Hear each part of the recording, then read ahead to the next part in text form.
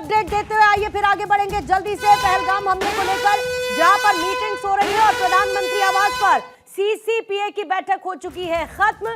CCPA से पहले CCS की बैठक हुई थी और सीसीपीए की अब बैठक खत्म हो चुकी है। अब से थोड़ी देर बाद कैबिनेट की बैठक शुरू होने वाली है। कैबिनेट की बैठक में चर्चा की जाएगी और सीसीपीए से पहले सीसीएस की भी बैठक हुई। अदिति, सीसीएस की बैठक हुई, सीसीपीए की खत्म हो चुकी है, कैबिनेट की होनी है, क्या ब्रीफिंग होगी इसके बाद? कैबिनेट बैठक पे ब्रीफिंग जरूर संभव नजर आती है और इसको लेकर कई बार ऐसा होता है कि कई बार ये बता दिया जाता है कि there is no briefing, but जहां पर आज कैबिनेट की बैठक है और इंतजार है लोगों को। और देखिए, आपने देखा होगा एक पैटर्न कि लगातार प्रधानमंत्री की जो बैठकें हो रही हैं या गृह मंत्री की होती हैं या राजनाथ सिंह की होती हैं, ये खास तौर पर बाहर निकल कर आ रही हैं। तो क्योंकि इस एक्शन मोड में फ्रंट फुट पे सरकार नजर आ रही है, तो 100% कैबिनेट की बैठक होगी। ये बताया जाएगा कि आज मौन रखा गया, ये बताया जाएगा कि किस तरीके की तैयारी है, पूरी सरकार तैयार है। तो कहीं ना कहीं मैसेज देने की अब, क्योंकि एक अलग तरीके का सरकार गेम प्लान नजर आ रहा है, ऐसे में सीसीपीए की बैठक बेहद महत्वपूर्ण है। इसमें हुए फैसले भले ही बाहर ना आए, क्योंकि पॉलिटिकल अफेयर्स में बहुत सारी चीजें होती हैं कि किस तरीके से, देखिए, लाइन क्या लेनी है। जो स्पीकर्स हैं, जो मंत्री की बयानबाजी है, प्रवक्ताओं की बयानबाजी है, या कोई भी ऐसे स्थिति आती है तो हमारी लाइन क्या होगी, ये बहुत महत्वपूर्ण है कि बयानबाजी क्या होती है। तो देखिए, इसको एक फर्ज करते हैं पूर्णिमा, और ये आप बेहतर तरीके से हमारे दर्शक भी फर्ज कीजिए कि हम किसी भी एक्शन मोड में इन्वॉल्व होते हैं, अगले 48 घंटे में हमारी सेना इन्वॉल्व होती है। उसके बाद भारत सरकार की तरफ से क्या बयान आते हैं, भारत सरकार किस एक्शन में होती है, ये जो बैकग्राउंड वर्क है ये हो रहा है। तो इसलिए कैबिनेट को बुलाया जा रहा है कि किस तरीके से काम आगे बढ़ना है, और ये चौतरफा है।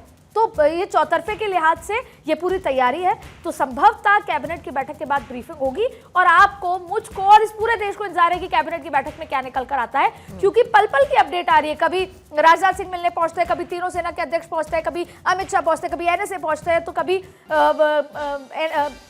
आरएसएस चीफ पहुंचते हैं। तो हर बार ये होता है कि अब तो टेक्निकली, मेंटली हम सब एक वॉर जोन में आ चुके हैं। काउंटडाउन शुरू हो चुका है, काउंटडाउन बिगिंस। तो जाहिर तौर पे अब कैबिनेट की बैठक में क्या फैसला होता है, लेकिन इसमें कोई डाउट नहीं है कि लार्जर देन लाइफ नजर आ रहा है कि कुछ भारत तैयारी कर रहा है, और इस कैबिनेट की बैठक में ही बहुत महत्वपूर्ण फैसले हो रहे हैं। ये बात भी तय है कि कोई मंत्रियों को ये बताया नहीं जाएगा कि हम कब क्या कैसे कहाँ कर रहे हैं, लेकिन हाँ, ऑन द गो कि पुल अप द सॉक्स, और आप लोग भी अपनी सीट बेल्ट बांध लीजिए और आपको कैसे एक्शन रहना है, एक्टिव मोड में रहना है, ये बताया जाएगा। ठीक है, डेफिनेटली कि भारत की अग्रेसिव अप्रोच दिख रही है और उसको इसी तरीके से ना बताते हुए भी, लेकिन सब कुछ करते हुए आगे बढ़ना है। तस्वीरें हम लगातार आपको दिखा रहे हैं, एक तरफ जहां पर केंद्रीय कैबिनेट की बैठक भी सीसीए के साथ इस वक्त शुरू हो चुकी है, वहीं दूसरी तरफ हमारे साथ रिटायर्ड कमांडर भूषण दीवान साहब मौजूद है इस वक्त डिफेंस एक्सपर्ट के तौर पर।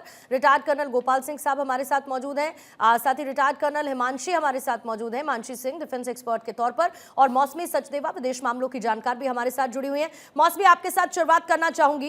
क्या आपको लगता है कि जिस तरीके से अब भारत की अप्रोच है और जिस अग्रेसिव अप्रोच के साथ भारत आगे बढ़ रहा है, हमें कहीं ना कहीं वो हॉट परस्यूट डॉक्ट्रीन का इस्तेमाल करना होगा, जैसा कि इजराइल और साथ ही बाकी देश यानी कि अमेरिका इससे पहले करते रहे हैं? क्योंकि पाकिस्तान तो एक ऐसा देश है, ऐसा एक रोग देश बन चुका है जो किसी भी तरीके से सुधरने वाला है नहीं, तो उसको शायद उसी एक्शन की जरूरत है।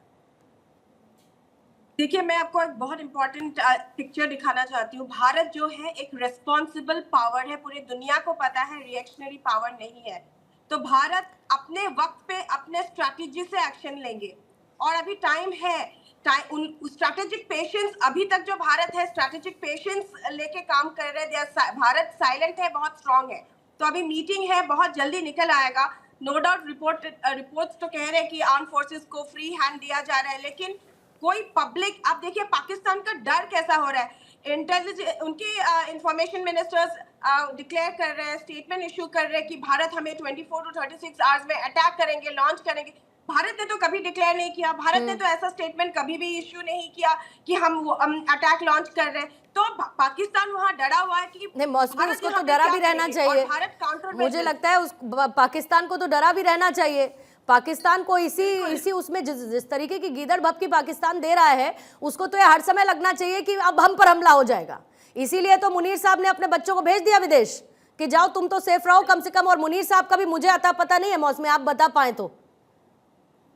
नहीं, वो तो गायब ही है, ठीक है। और पाकिस्तान अभी विक्टिमहुड प्ले करने के लिए कोशिश कर रहे हैं। They are crying wolf, but उनको पता नहीं, उनको तो पता है वो they are feeding wolves themselves. तो ये डर है, ये डर के मारे वो कुलबुलाहट रहे हैं, ऐलान कर रहे हैं, LOCs में सीज फायर वो कर रहे हैं, क्रॉस कर रहे हैं, बिकॉज ये फोकस अपना शिफ्ट करना चाहते हैं। कहीं ना कहीं इंटरनेशनल प्रेशर भारत पे दिलवाने के लिए कोशिश कर रहे हैं, अपने आप को विक्टिमहुड प्ले कर रहे हैं, पर इनको पता नहीं है जब भारत, और उनको याद है बालाकोट एयर स्ट्राइक, उनको याद है हमारे स्ट्राइक्स उनको याद है, तो कहीं ना कहीं उनको डर तो है ही, हर वक्त डर है, इसीलिए अपने फैमिली मेंबर्स को भी बाहर भेज रहे हैं।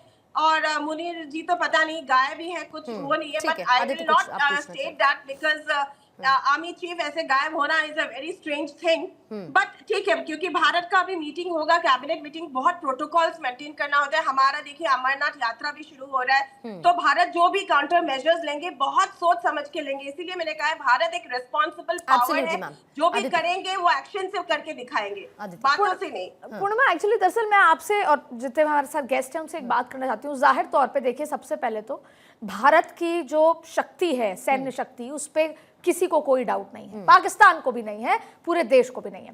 भारत की इस बार की अप्रोच भी फर्क है, लेकिन एक बात समझने की जरूरत है, अभी तक जब जब टेररिज्म अटैक हुआ भारत पे, अमेरिका पे भी हुआ, अमेरिका ने उसका ऐसा मुंह तोड़ जवाब दिया कि दोबारा हिम्मत नहीं होती है अमेरिका जैसे देश पर आंख उठाने की।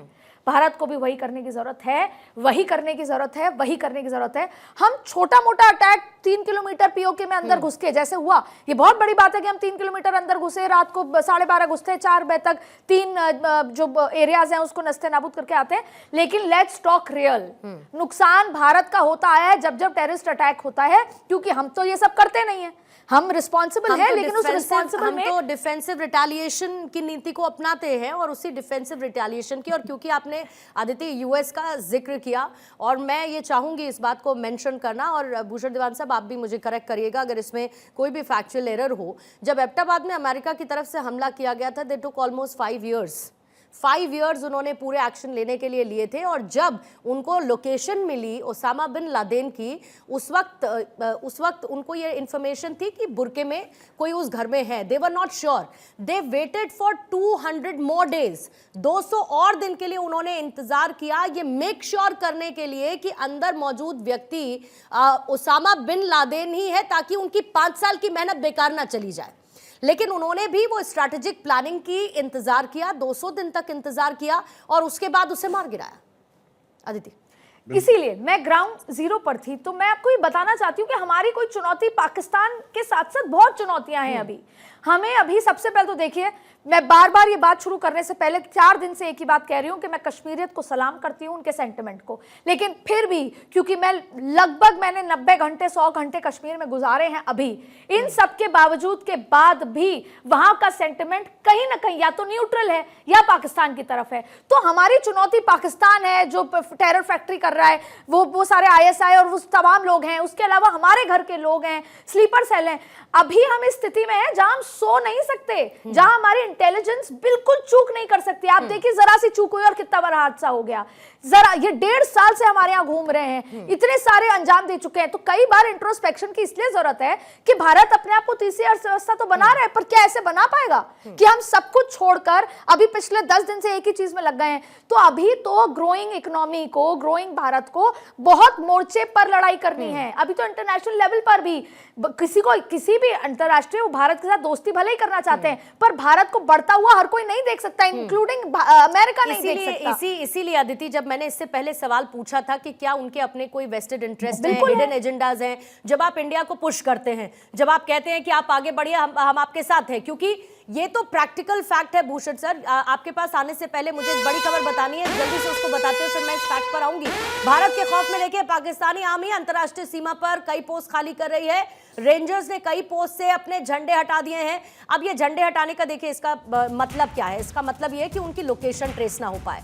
अगर उनका झंडा लगा रहेगा तो उनकी लोकेशन एग्जैक्ट पता रहेगी, और अगर किसी भी तरीके का इधर से कार्रवाई की जाती है तो उनकी एग्जैक्ट लोकेशन हमारे पिन पॉइंट पर होगी। और इसी वजह से पाकिस्तानी आर्मी का एक खौफ है, अपने झंडे हटा दिए गए हैं। भूषण दीवान साहब, मैं जिस फैक्ट की बात कर रही थी, मैं यही कह रही थी कि भारत जिस तेजी के साथ बढ़ रहा है सर, आने वाले समय में अमेरिका खुद को जो आज की डेट में सुपर पावर कहता है, चीन जो अपने आप को मैन्युफैक्चरिंग से लेके अदरवाइज अपने प्रभुत्व को मजबूत करने की कोशिश करता है, ये सब जानते हैं कि भारत कितनी तेजी के साथ बढ़ रहा है। अब हम चौथी इकोनॉमी लार्जेस्ट जल्दी बन जाएंगे, तीसरी इकोनॉमी का हमारा टारगेट बहुत क्लियर है। तो सर कहीं ना कहीं चुपता तो होगा कि हमको छोड़ के ये लोग इतना ऊपर जिस रफ्तार के साथ जा रहे हैं, कहीं तो लगता होगा कि हम पीछे चले जाएंगे। इसीलिए मैं बार बार उन वेस्टेड इंटरेस्ट की बात करती हूं कि आप इधर भारत को पुश करें, फिर अचानक से पाकिस्तान को एक कुशन दे दें, फिर उसके बाद कहें नहीं नहीं संयम बरतिए, हम दोनों जगहों पर नजर रखे हुए हैं। बिल्कुल सही कहा आपने पूर्णिमा जी। मैं 71 की लड़ाई में रहा हूं। पाकिस्तान दो टुकड़ों में बटा है। अब मैं देख रहा हूं पाकिस्तान 5 टुकड़ों में बटेगा। जब बैल पागल हो जाता है तो उसको ख़त्म करना पड़ता है, और ख़त्म करने का तरीका कई हैं। मेरे मन में ख्याल आ रहा है पाकिस्तान को ख़त्म होना है हलाल के तौर पे, झटके में नहीं। झटका तो सिंबॉलिक होगा, पीओके के अंदर हम गए। हलाल क्या है? हमारी भारतीय नौसेना की फ्लीट, इनकी जो तेल जो 10 दिन से ज़्यादा नहीं चलता है, खाना 4 दिन से ज़्यादा नहीं चलता है, फॉरेन एक्सचेंज नहीं है, पूरी वेस्टर्न बॉर्डर अरेबियन सी से इनको ब्लॉकेड हमने करना है। ख्याल आता होगा, पुरानी कहानियाँ पढ़ते थे, किले को घेर लिया दुश्मन ने, तो घेर लें इनको और इनको बंद कर दें वहीं पे। तो उसके लिए काइनेटिक ये मेन करना है हमने। और उसके बाद क्या होगा? बाकी तो विभीषण के अंदर बहुत सारे हैं। ऊपर खैबर पख्तूनख्वा है, फिर उसके नीचे बलूचिस्तान है, फिर सिंध है, पीओके है। तो जब इनको खाना नहीं मिलेगा, पानी नहीं मिलेगा, तो यही आर्मी के मुंह नोचेंगे और पाकिस्तान अंदर से इम्प्लोड होगा। यूएसएसआर इतनी बड़ी थी 1990 में, वो टूटी, अटैक से नहीं टूटी, अंदर से टूटी। ये काम होगा। हाँ, जब हम अंदर से तोड़ने की कोशिश करेंगे तो खिसियानी बिल्ली खंबा नोचे, ये कुछ गड़बड़ी करें, तो उसके लिए हमारी तैयारियां पूरी हैं। हमारी army, navy, air force, missile system, cyber attack पूरा तैयार है। और दूसरी बात ये है, आप देखिए जब इनकी इकोनॉमी नहीं है, आज की मॉडर्न वॉरफेयर में आर्मामेंट हर चीज़ नहीं होती, हालांकि आर्मामेंट के हिसाब से भी बहुत कमज़ोर हैं। तो इनकी इकोनॉमी इतनी वीक है तो कितना ये दूर चल सकते हैं? नहीं चल सकते। तो ये मौका है इस पागल बैल क्यों कहते हैं? हमेशा हिमाकत करते हैं। लेकिन गोपाल सर, ये क्या राइट टाइम नहीं है? एक तरफ जहां पर हम अपना एक्शन प्लान तैयार कर रहे हैं, वहीं हम एक ऐसा ग्लोबल अलायंस तैयार करें जहां पर एक्चुअली पाकिस्तान को हम स्टेट स्पॉन्सर ऑफ टेररिज्म बता सके। हम यूएनएससी और ओआईसी में जिस तरीके का संयम रखते हुए एक सॉफ्ट अप्रोच लेकर चलते हैं, वहां पर अग्रेसिव, और खास तौर पर सर जो डिफेंस मिनिस्टर का कबूलनामा है अपने पास, जब वो डिफेंस मिनिस्टर इस बात को कबूल कर रहा है कि हम बीते 3 दशक से ये कर रहे हैं, हम आतंकियों को फंड कर रहे हैं, उनको ट्रेनिंग कर रहे हैं, उनको अपना स्पेस, अपना सॉइल दे रहे हैं, then why not, and if yes then how? आप बिल्कुल सही कह रही हैं कि जिस प्रकार से पिछले 10 साल में हमारे ऑनरेबल प्राइम मिनिस्टर जो है पूरे विश्व के अंदर तमाम देशों में गए हैं और सबसे पहले एक ही बात कहते हैं कि पाकिस्तान जो है टेररिस्ट का अड्डा है। ये टेररिस्ट एक्टिविटीज़ हर जगह, यहाँ भी अमेरिका में भी उसने किया। तो इस तरीके से जैसे विश्व की तमाम ताकतें जो है भारत के साथ में खड़ी हैं, क्योंकि कुछ देश जो है पाकिस्तान को भी सपोर्ट कर रहे हैं। और अभी उन्होंने खुल करके, अभी थोड़ी देर पहले मैंने किसी न्यूज़ चैनल पर देखा कि वहाँ के 3 यानी खुल करके नहीं लेकिन सपोर्ट करने के लिए तैयार हैं 3 राज्य, उसमें अजरबैजान भी अभी शामिल हो रहा है। अभी कुछ दिन पहले कहा कि मिडिल ईस्ट के लोग जो यानी राज्य हैं वो भी क्या पाकिस्तान को मदद करेंगे। मुझे नहीं लगता, क्योंकि उनकी खुद की समस्याएं और बहुत हैं। आप देखिए अफ़गानिस्तान का, देखिए अफ़गानिस्तान के जो लड़ाके हैं और या अफ़गानिस्तान के जो टेररिस्ट थे जो बाद में वो क्या अपनी सरकार बनाई अमेरिका के जाने के बाद में, वो भी पाकिस्तान के ख़िलाफ़ हैं। और सबसे बड़ी बात जो सरकार ने अभी तक जो की है, 5 जो पहले डिसीजन लिए हैं, उसके अलावा यदि 2 डिसीजन नॉर्मली अभी ले लिए जाएं, पहला कि उनका हमारा एयर स्पेस बंद कर दीजिए आप। यदि आप एयर स्पेस बंद करते हैं तो कम से कम 40 से 45 करोड़ रुपए पर डे का नुकसान होगा। सर उन्होंने तो हमारा कर ही दिया। हाँ, दूसरा जो है समुद्री, उसमें भी तकरीबन 3 से 4 करोड़ पर डे, यानी 50 करोड़ पर डे का नुकसान यानी पाकिस्तान को होने वाला है। ठीक है सर। उसके अलावा जिस प्रकार से अनरेस्ट जो आवाम के अंदर पाकिस्तान में है, वो भी बहुत बड़ा इनके लिए खिलाफत का है। चौथा आता है आपका मोरल ऑफ द आर्मी। आप देखिए कि वहाँ की जो आर्मी के जितने पर भी ओहदेदार हैं, उन्होंने सिर्फ लूट की है देश की, वहाँ पर जहाँ ऊपर से लेकर के नीचे सबको देख रही है। इसलिए उनका मोरल, यदि आर्मी का डिफेंस का मोरल डाउन है तो वो लड़ भी नहीं सकते। नहीं, उसको तो प्रधानमंत्री ने कंप्लीटली बूस्ट ऑफ करते हुए कल जब फ्री हैंड जब दिया है, और कहीं ना कहीं प्रधानमंत्री ने उस मोरल को इससे पहले भी हाई रखा है। और मुझे लगता है कि शायद सर आप लोग इस बात को बेहतर तरीके से महसूस भी करते होंगे कि इससे पहले सेना को क्या फ्री हैंड था, क्या होता था, क्रॉस बॉर्डर सर क्या क्या कहा जाता था रेंजर्स की तरफ से। और इधर सर थोड़ा सा मेरे को कट शॉर्ट कर रही हूँ सर, थोड़ा सा समय मेरे पास थोड़ा कट शॉर्ट करना होगा। हिमांशी जी आपके पास आते हुए जल्दी से, अभी क्योंकि कश्मीर का जिक्र हो रहा है मैम, अब बाकी जो डिसीजंस ले रहे हैं, एक्ट कर रहे हैं, वो सब एक अलग तरफ है, लेकिन आपको लगता है बहुत बड़ी बात नहीं है तो वॉर टाइम लॉज को कश्मीर में लागू सरकार को करने पर सोचना चाहिए? वजह इसकी ये है कि जब तक आप वहां के उस कट्टरपंथ को या वहां पर मिल रहे लोकल सपोर्ट को खत्म नहीं करेंगे, तब तक इन आतंकियों को कोई पनाह नहीं मिलेगी, इनको कोई सपोर्ट नहीं मिलेगा, इनके लिए कोई रेकी करने वाला नहीं होगा, इनको कोई इन्फॉर्मेशन देने वाला नहीं होगा, और जब पकड़े जाने का डर हो तो घर में बने हुए छोटे छोटे टनल्स में इन्हें छिपने की जगह नहीं मिलेगी। तो आपको कहीं ना कहीं विद इन द कश्मीर चीजों को पहले सॉल्व करना पड़ेगा। आपका जो ये क्वेश्चन है ये बहुत ही रेलिवेंट क्वेश्चन है, बिकॉज अगर हम देखें इस चीज को, जब आर्टिकल 370 हटाया गया था तो कितना रेजिस्टेंस आया था। धीरे धीरे घाटी में चीजें नॉर्मलसी की तरफ लौट रही थी, लेकिन कहीं ना कहीं जो कुछ लोग हैं उनके दिमाग में ये बात थी कि वो शायद हिंदुस्तान का हिस्सा नहीं है, या किसी तरीके से वो हिंदुस्तान को चूहों की तरह नीचे से कुतर के नुकसान पहुंचा सकते हैं। अब इस चीज को आइडेंटिफाई कर लिया गया है।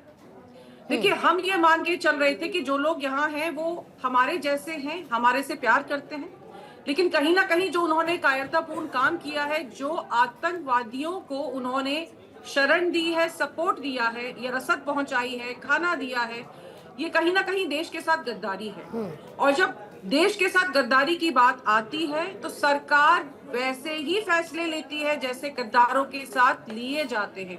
देखिए, आप हर इंसान को तो उस नजर से नहीं देख सकते हैं, लेकिन जब हमें लगता है कि हमसे कहीं कोई छोटी मोटी चूक हुई है, उस चूक को हमें ओवरकम करना होता है।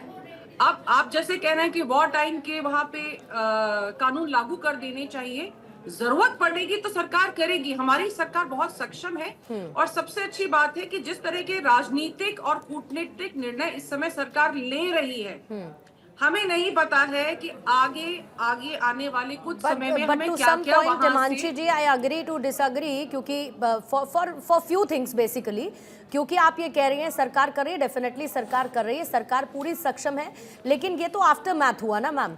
जब हम लोग ये कहते हैं कि छोटी सी चूक हुई है, अगर छोटी सी चूक होती तो इतनी बड़ी प्लानिंग और इतना बड़ा जवाबी कार्रवाई करने का तरीका सरकार नहीं अपनाती।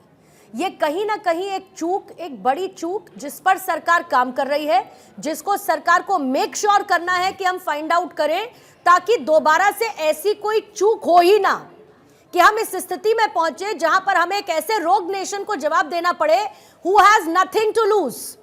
पाकिस्तान के पास खोने को कुछ नहीं है, और पाकिस्तान तो जो करता आया है वही करेगा हमेशा, क्योंकि उसका माइंडसेट वही है, उसकी नीति वही है, उसके लिए और इससे ज्यादा कुछ है नहीं मैम।